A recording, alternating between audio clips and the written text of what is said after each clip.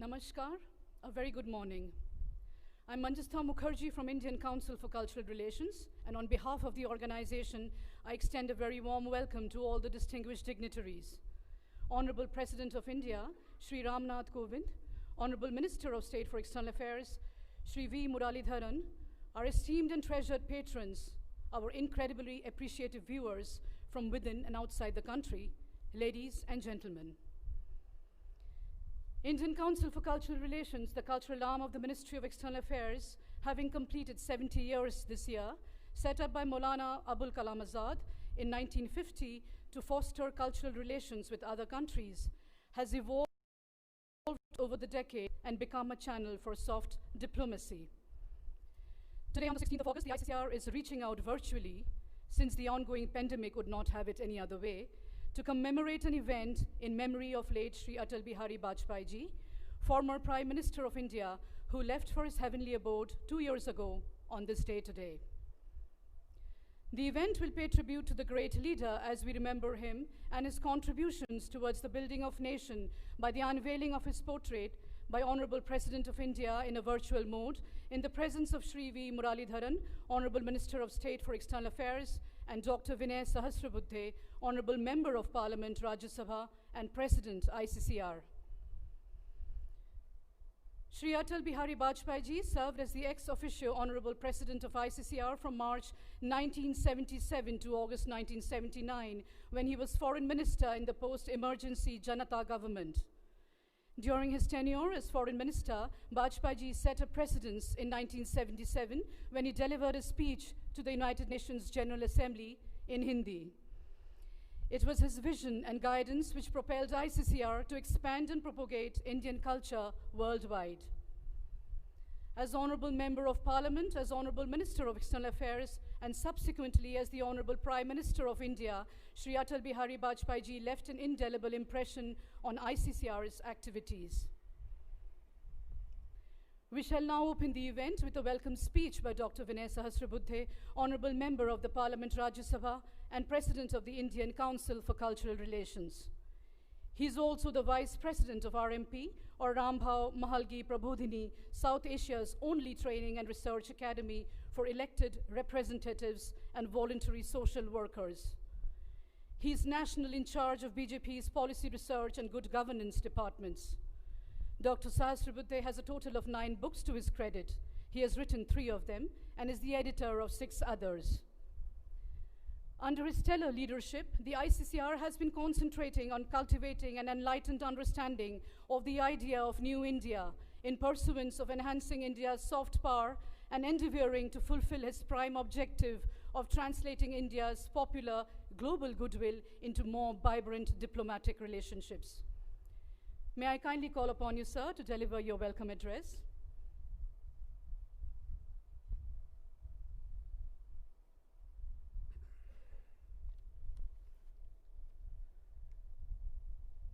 भारत के महामहिम राष्ट्रपति आदरणीय श्री रामनाथ कोविंद जी, इस कार्यक्रम की शोभा बढ़ा रहे केंद्रीय विदेश मंत्री श्री वी मुरलीधरन जी, भारतीय सांस्कृतिक संबंध परिषद के महानिदेशक श्री दिनेश पटनायक जी, देश और दुनिया में बसे हुए और इस कार्यक्रम का आनंद ले रहे हजारों अटल प्रेमी, देश विदेश में बसे भारतीय सांस्कृतिक संबंध परिषद से संबंधित मित्रों, शुभचिंतकों, भाइयों और बहनों, सबसे पहले भारत के राष्ट्रपति आदरणीय श्री रामनाथ कोविंद जी का मैं इस कार्यक्रम में हार्दिक स्वागत करता हूं और उनके प्रति कृतज्ञता भी व्यक्त करता हूं। विदेश राज्य मंत्री श्री वी मुरलीधरन जी ने भी इस कार्यक्रम की शोभा बढ़ाने के संदर्भ में हमारे निमंत्रण को स्वीकार किया, हम उनके प्रति भी आभारी हैं। अटल बिहारी वाजपेयी जी भारतीय सांस्कृतिक संबंध परिषद के पहले अध्यक्ष ऐसे जो बाद में प्रधानमंत्री बने, और इसलिए हमने सोचा कि उनके द्वितीय पुण्य स्मरण के दिवस पर हम उनका एक चित्र जो उनकी प्रेरणादायक स्मृतियां हमारे तक पहुंचाता है, इस आज़ाद भवन में लगाए और उसके अनुसार आज ये कार्यक्रम संपन्न हो रहा है। मैं बता दूं कि विगत साल इसी दिन भारतीय सांस्कृतिक संबंध परिषद का रविंद्रनाथ टैगोर भवन जो कलकत्ते में है, वहाँ पर देश के माननीय उपराष्ट्रपति जी ने ही अटल जी के एक आदमकद प्रतिमा का अनावरण किया था। अटल बिहारी वाजपेयी जी का भारत की सांस्कृतिक संपदा के विकास में अनन्य साधारण योगदान रहा है। 1977 में पहली बार संयुक्त राष्ट्र संघ में, यूनाइटेड नेशंस में, जब विदेश मंत्री के नाते उन्होंने भाषण दिया, तब वो पहला यूनाइटेड नेशंस में दिया गया हिंदी भाषण था। और हम सब जानते हैं कि भारतीय सांस्कृतिक संबंध परिषद सभी भारतीय भाषाओं के विकास के लिए और उनके प्रशिक्षण के लिए काम करती है। राजभाषा के नाते हिंदी के संदर्भ में भी पाठ्यक्रम चलाए जाते हैं। भारत की अंतर्राष्ट्रीय धरातल पर एक सांस्कृतिक प्रभाव के निर्माण की एक समग्र परिकल्पना अटल जी को थी और पुणे में 90 के दशक में स्वतंत्र वीर सावरकर जी की पुण्यतिथि के निमित्त उन्होंने जो भाषण दिया था, उसमें भारत के अपने पड़ोसी देशों के साथ सांस्कृतिक संबंधों के बारे में उन्होंने बहुत विस्तृत टिप्पणी की थी, जो आज भी बड़ी समसामयिक है। सभ्यता और संस्कृति उनकी विदेश नीति के मूलाधार थे। हिंदी के संदर्भ में भी पाठ्यक्रम चलाए जाते हैं। भारत की अंतर्राष्ट्रीय धरातल पर एक सांस्कृतिक प्रभाव के निर्माण की एक समग्र परिकल्पना अटल जी को थी और पुणे में 90 के दशक में स्वतंत्र वीर सावरकर जी की पुण्यतिथि के निमित्त उन्होंने जो भाषण दिया था, उसमें भारत के अपने पड़ोसी देशों के साथ सांस्कृतिक संबंधों के बारे में उन्होंने बहुत विस्तृत टिप्पणी की थी, जो आज भी बड़ी समसामयिक है। सभ्यता और संस्कृति उनकी विदेश नीति के मूलाधार थे। सितंबर 2000 में अमेरिका में एशिया सोसाइटी के सम्मुख भाषण देते हुए उन्होंने बहुत उचित शब्दों में कहा था कि भारत पूर्व और पश्चिम एशिया के सेतु के रूप में काम करता है और उस दृष्टि से देखें तो समग्र एशिया की संकल्पना भारत को केंद्र रखते हुए ही की जा सकती है। अटल जी का एक महत्वपूर्ण योगदान भी था कि 2002 में जब वो देश के प्रधानमंत्री थे, तब उन्होंने 18 फरवरी को भारतीय सांस्कृतिक संबंध परिषद के द्वारा आयोजित प्रथम international festival of Indian literature का उद्घाटन किया था और बहुत ही सारगर्भित भाषण भारतीय वाङ्मय को अंतर्राष्ट्रीय प्रतिष्ठा पाने के संदर्भ में कौन सी चुनौतियां है, इस विषय के बारे में किया था। अटल जी का और भारतीय सांस्कृतिक संबंध परिषद का और भी एक नाता है। इस संस्था का अध्यक्ष पद वर्षों तक किसी मंत्री के पद से जुड़ा हुआ था। पहले शिक्षा मंत्री, बाद में विदेश मंत्री और उसके बाद देश के उपराष्ट्रपति। श्री नरसिंह राव जी के प्रधानमंत्रित्व काल में कुछ समय के लिए इन किन्हीं पदों पर न रहते हुए भी श्री वसंत साठे जी ने इस अध्यक्ष पद को विभूषित किया था। मगर अटल जी ने एक दृष्टि से इस संस्था के नेतृत्व के संदर्भ में एक परिकल्पना करते हुए इसको किसी पद के साथ न जोड़ते हुए श्रीमती नजमा हेपतुल्ला जी को अध्यक्ष बनाया, नियुक्त किया और उसके बाद ये अध्यक्ष पद किसी भी पद के साथ संलग्न किया गया नहीं है। आज अटल जी को याद करते हुए हम यहाँ पर उनके एक चित्र का अनावरण कर रहे हैं माननीय राष्ट्रपति जी के हाथों, जो चित्र देश के एक जाने माने आर्टिस्ट चित्रकार श्री वासुदेव कामत के द्वारा निर्मित है। श्री वासुदेव कामत अंतर्राष्ट्रीय धरातल पर भी ख्यात कीर्त है। पोर्ट्रेट सोसाइटी ऑफ अमेरिका के द्वारा उनको नवाजा गया है, पुरस्कृत किया गया है। साथ ही साथ पंडित सातवलेकर पुरस्कार, गोलवलकर गुरुजी पुरस्कार, ऐसे कई पुरस्कार उन्होंने पाए हैं। संस्कार भारती इस नाम से देश में कला जगत में काम करने वाले संगठन के वो अध्यक्ष भी हैं और बॉम्बे आर्ट सोसाइटी जो मुंबई की एक जानी मानी कला संस्था है, उसके साथ भी उनका अन्यान्य पद विभूषित करते हुए संबंध आया है। उनका चित्र, उनके द्वारा निर्मित चित्र, मैं मानता हूं कि अटल जी के बारे में और उनके संदेश के बारे में हमें निरंतर स्मरण देता रहेगा। देश की सांस्कृतिक संपदा में अपनी ओजस्वी वाणी से, अपनी प्रभावी लेखनी से, अपने काव्य से और अपनी प्रतिभा से जिन्होंने अनन्य साधारण योगदान दिया, ऐसे इस महापुरुष का चित्र मैं मानता हूं कि उनके इस काम के प्रति एक कृतज्ञतापूर्ण प्रणाम है। और जब हम अटल जी को प्रणाम कर रहे हैं, उस समय आदरणीय देश के राष्ट्रपति जी भी हमारे साथ उपस्थित है। इससे अधिक भाग्य का विषय नहीं हो सकता। मैं पुनः एक बार सभी महानुभावों का स्वागत करते हुए अपनी वाणी को विराम देता हूं।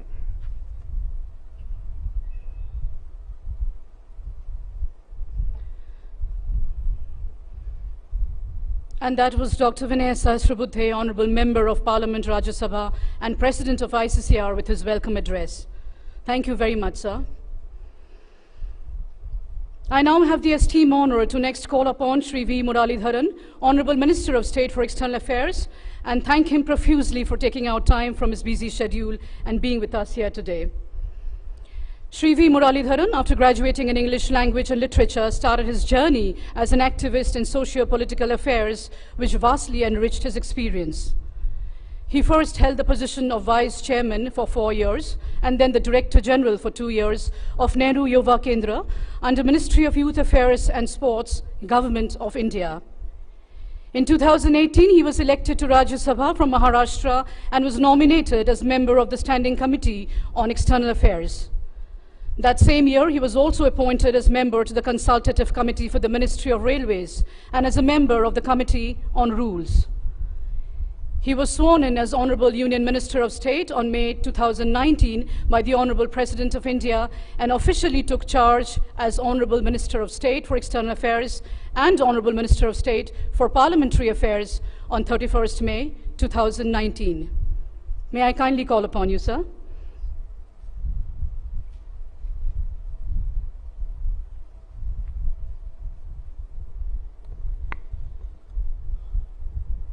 Honorable Rashtrapati Ji, Dr. Vinay Sahasrabudhe Ji, President of Indian Council for Cultural Relations and Member of Parliament, Shri Dinesh K. Patnaik, Director General of ICCR, distinguished guests, ladies and gentlemen, Namaskaram to all of you.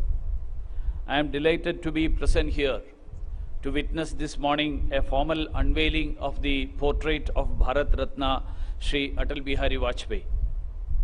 Born into a family of modest means and high ideals, he hailed from a small town in Madhya Pradesh. His youth was defined by academic excellence and a quest for public service right since the days of freedom struggle. His first encounter with politics occurred in 1942 at the time of the Quit India movement.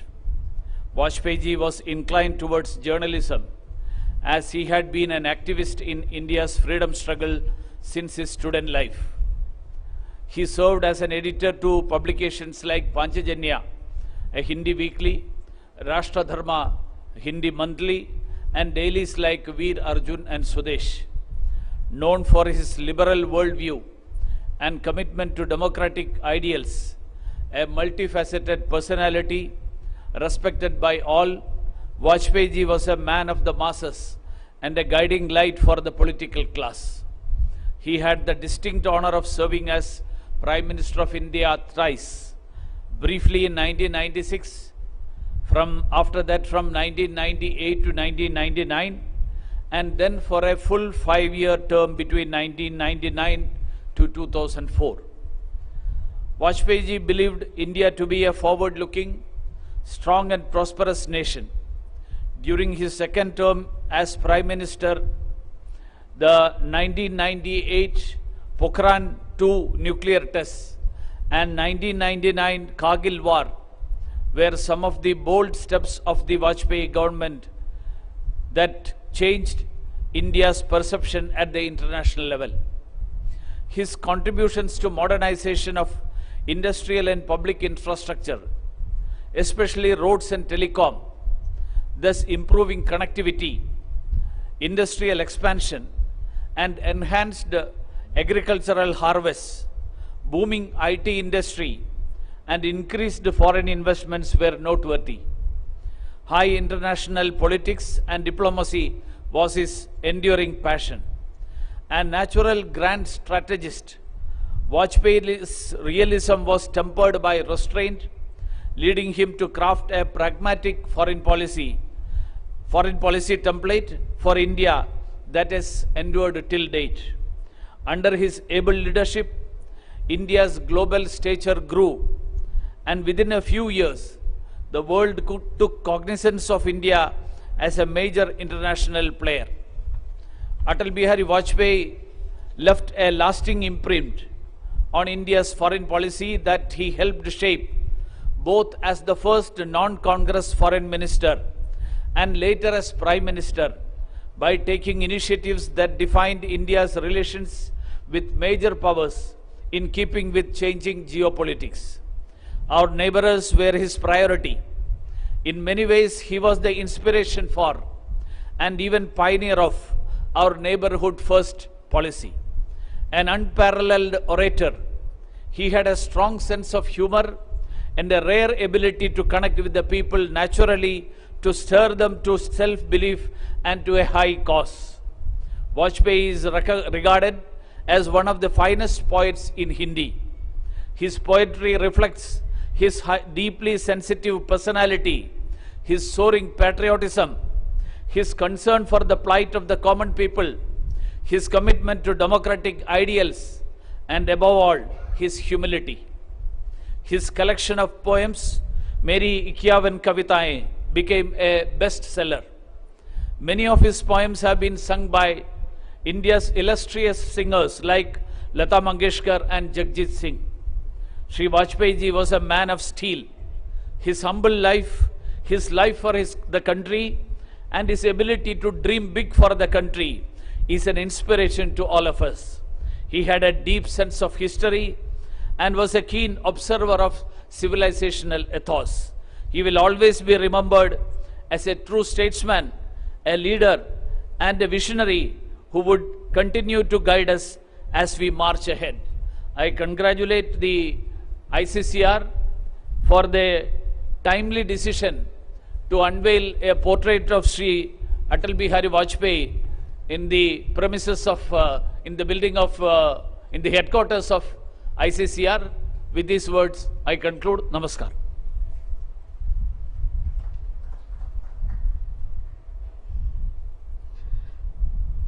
Thank you very much, sir. We shall now present a vocal rendition by Miss Priyanka Barve on a beautiful poem composed by Shri Atal Bihari Vajpayee ji.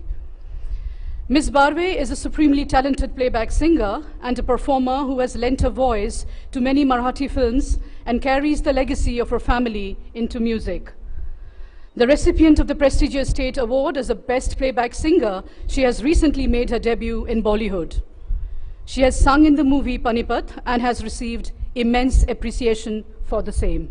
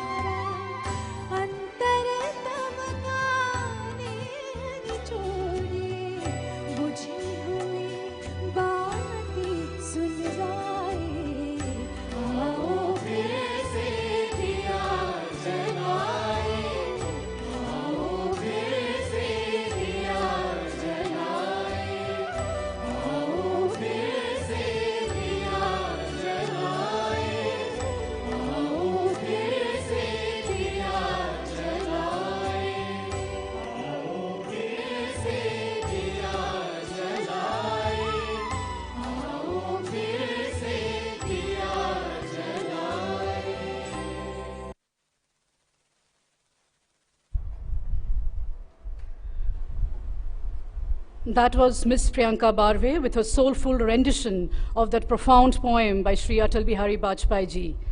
Please join me in extending a big thank you to her.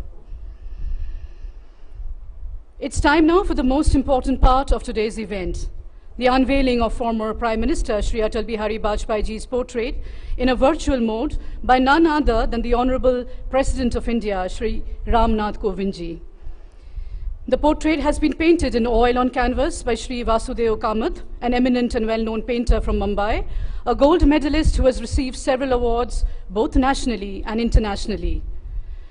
Before I humbly request Honorable President of India to kindly unveil the portrait of former Honorable Prime Minister of India and then to deliver his keynote address, I take great pride and have the distinct privilege in saying a few words about him. Shri Ram Nath Kovind ji was sworn in as the 14th Honorable President of India on 25th July 2017. A lawyer by profession, he had been the governor of the state of Bihar before he took over the highest constitutional office. Shri Kovind ji brings to the office a rich experience of working across the spectrum of the Republic, from the grassroots to the apex court and parliament. He has been an ardent champion of equality in society and integrity in public life, a great advocate of education as a tool for social empowerment, and a staunch supporter of greater participation of women in nation building. He's known for consistently calling for the society to create more opportunities for the deprived, the disabled, and the orphans. He served as a member on the board of management of the Dr. B.R. Ambedkar University, Lucknow, and also as a member on the board of governors of the Indian Institute of Management, Kolkata. He's an avid reader and has keen interest in books on politics and social change, law, history, and spirituality. It's a stupendous honor to have you with us today, sir.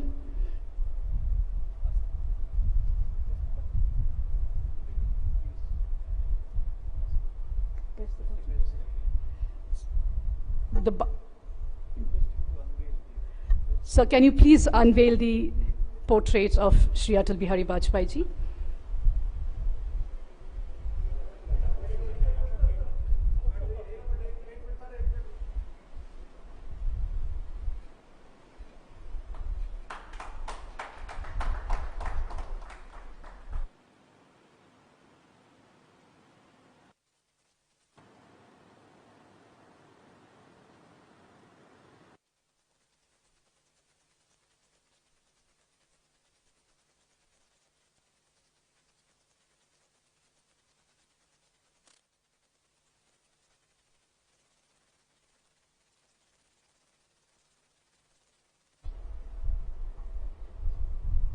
Sir, we request you to kindly deliver your keynote address.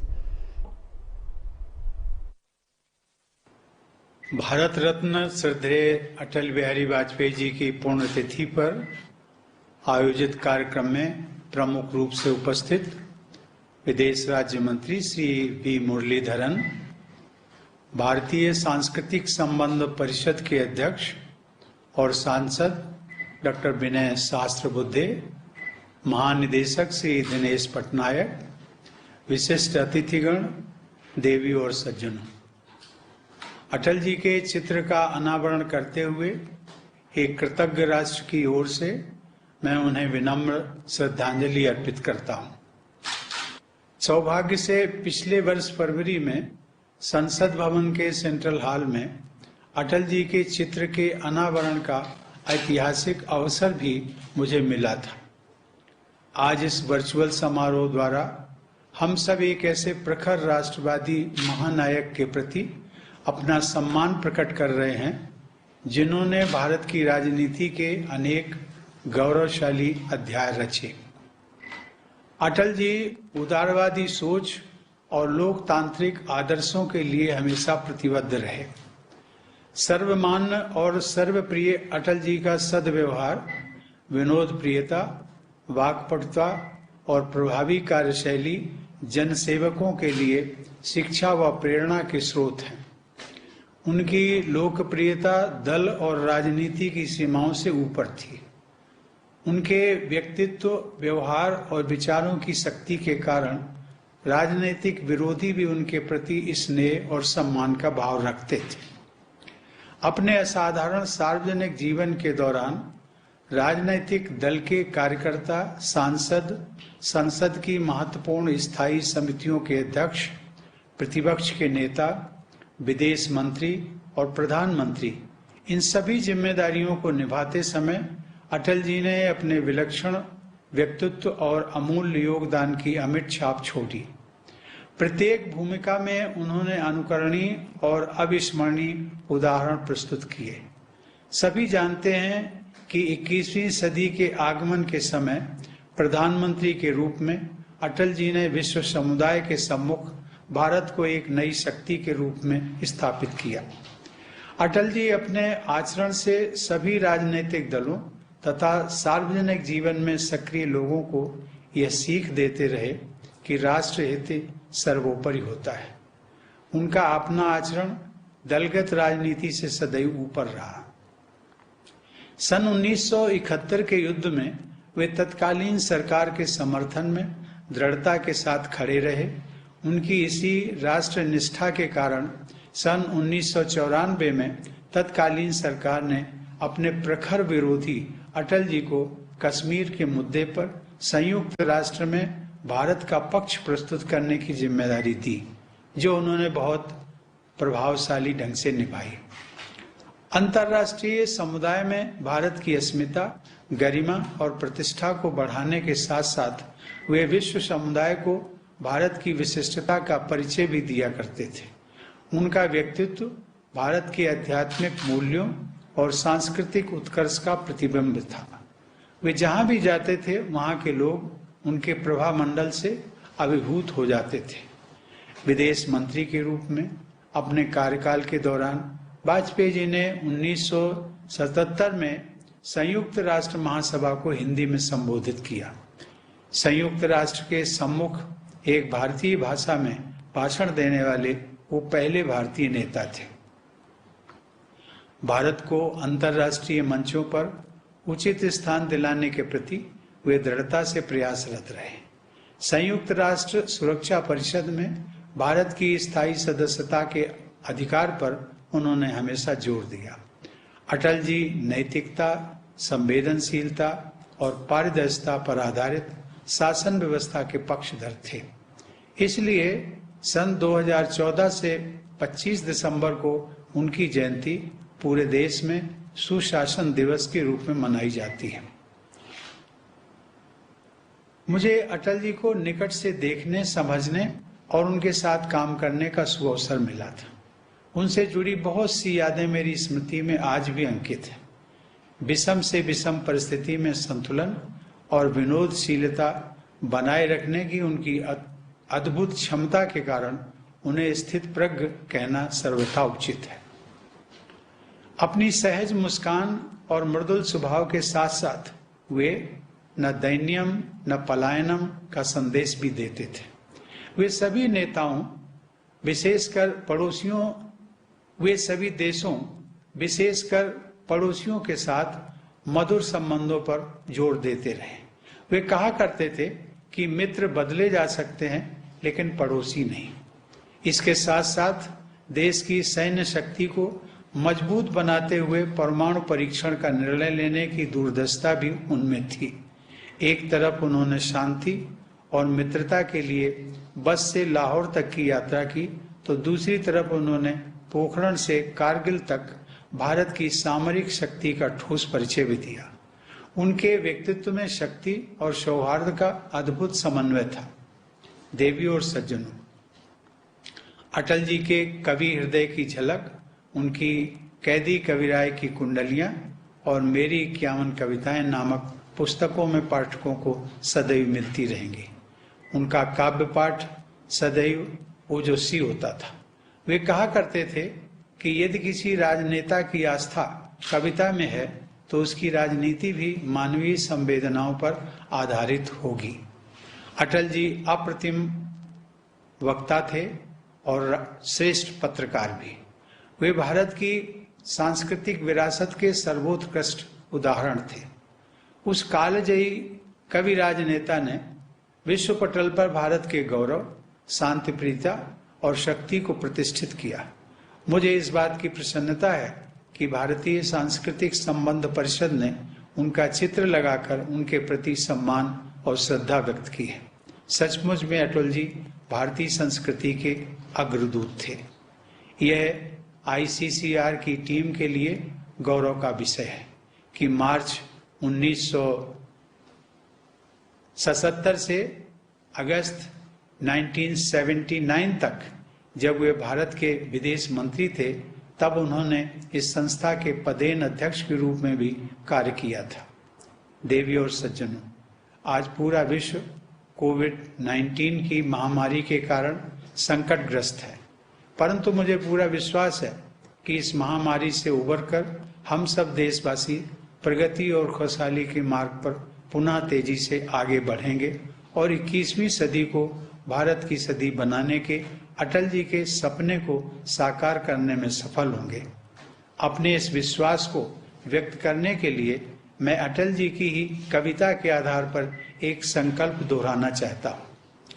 कालिमा छटेगी, निराश मन में नई आशा जगेगी, सभी सपने साकार करेंगे, मिलकर रास्ता पार करेंगे। आइए इस संकल्प को दोहराएं और नई सदी को भारत की सदी बनाएं। धन्यवाद। जय Hind. On behalf of the Indian Council for Cultural Relations, I humbly and deeply thank Honorable President of India, Shri Ramnath Kovind ji, for gracing this event with his very kind presence.